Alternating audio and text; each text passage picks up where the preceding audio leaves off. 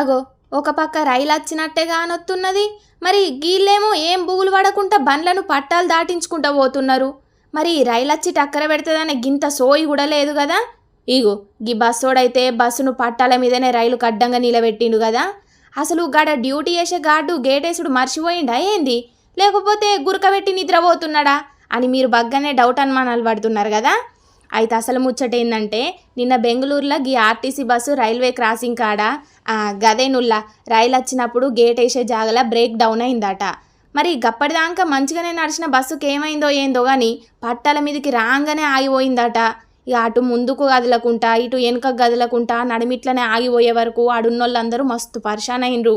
ఏదన్నా పెద్ద బండి సాయంతో గేటు తీద్దామంటే అటుకెంచి ఒక పక్క గీ వందే భారత్ రైలు కూడా రన్నింగ్లోనే ఉన్నదట.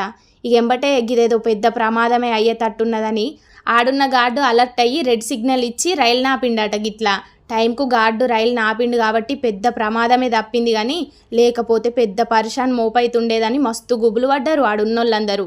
ఫ్రీ బస్ పథకాల పేరు మీద కాలం చేసిన బస్సులు పెట్టి ప్యాసింజర్ల పానాలతోని ఆడుకుంటున్నారు సర్కారోళ్ళని గరమైతున్నారు చాలా మంది బస్సులో పోయే పబ్లిక్. ఇప్పటికైనా సర్కారోళ్ళు మంచి బస్సులు నడిపియాలని డిమాండ్ చేస్తున్నారట. గీ ముచ్చట ఎరకైనా కర్ణాటక పబ్లిక్.